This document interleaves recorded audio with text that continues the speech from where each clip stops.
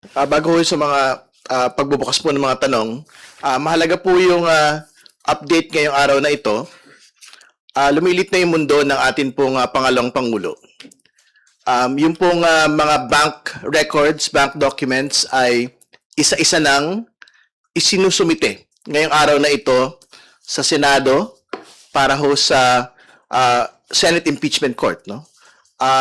Yun po yung una. Pangalawa, yung pong BIR documents na mag-asawang Duterte Carpio at ang kanila pong mga pamilya ay isinumiti na rin sa Senate Impeachment Court. Nagbigay ang Pangulo ng Pilipinas ng kanyang approval para ilabas ito pong mga dokumentong ito. So inaantay po namin yung pong updates mula sa AMLC.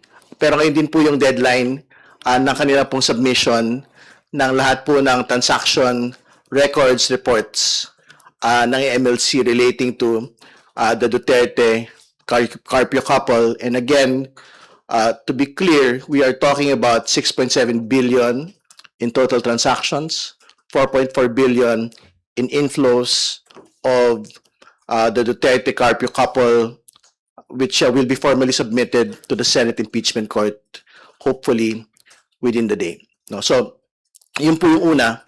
Pangalawa, nabanggit din ho kahapon, yung pong mga naganap sa korte, yung pong discussions po at testimonya ng dalawa pong witnesses, ang sabi ho nila, in their entirety of their career.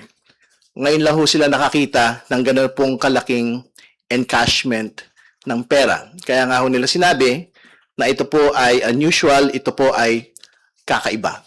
So, I think very relevant, no? Yung pong ganun pong paglalahad.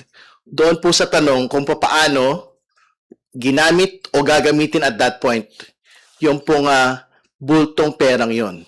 Kasi I think as far as we're concerned, ang itsura po nun, parang linimas yung pong pera para sa confidential funds. And as we will see in the next course of the proceedings, kung paano actually ginamit po yung pong pondo na ito. Sapagkat sa susunod pong panahon, isasalang na po yung COA.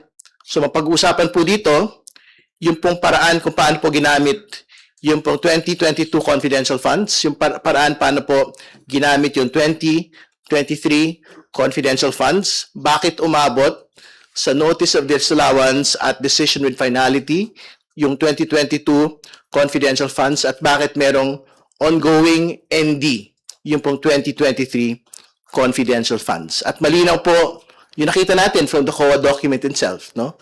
Ginamit ang confidential funds for non-confidential expenses, katulad po ng leadership training at iba pa. No? So, yun po yung mayor na dahilan. Bakit ito pinapasoli sa pangalang Pangulo personal, ito pong 448 million in confidential funds. Yun po yung una.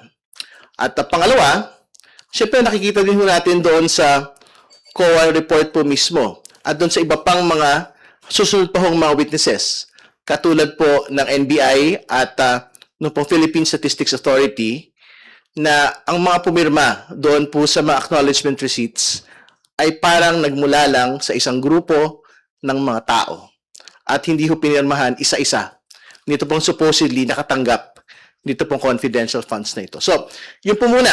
At yan po yung basically tinakbo kahapon, ngayon, at yung mga inaasahan ho natin sa mga susunod pa.